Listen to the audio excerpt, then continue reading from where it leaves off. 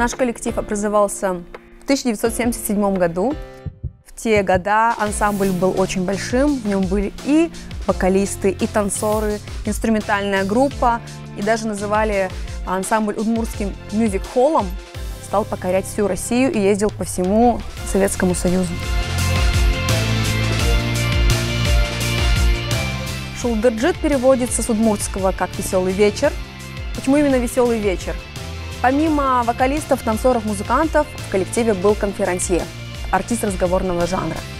Этим артистом был мой отец Анатолий Алексеевич Ушаков. Именно он является создателем ансамбля и первым художественным руководителем. Коллективу в прошлом году исполнилось 45 лет. Творчество в ансамбле для всех – это профессиональная работа. Сейчас в наш коллектив входит 6 артистов.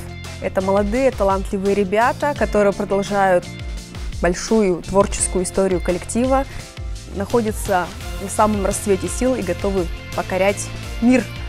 Именно за последние 5 лет ансамбль создал столько разнообразных проектов, что сейчас сложно называть, что Шулдырджит – это только для удмуртов. Я считаю, что Шулдырджит для огромного контингента людей и для русского населения, естественно. Сейчас мы уже исполняем песни даже на 3 языках. Это удмуртский, русский, и у нас очень много зарубежных песен в репертуаре на разных языках. В наших песнях очень много добра. Миссия артиста – дарить радость. Шулдырджит – это бренд. Коллектив популярен в республике в целом. Мы растем с каждым годом, и те зрители, которые за нами наблюдают, это видят, одаривают нас комплиментами. Я, конечно, этому очень рада. Через 5 лет я, самое главное, надеюсь, что Шулдырджит будет также популярен, будет на такой же современной волне, как и сейчас. В развитии своем мы будем еще на планку или на много планок выше, чем мы сейчас. Песня, которую мы посвятили Удмуртии, она звучит так.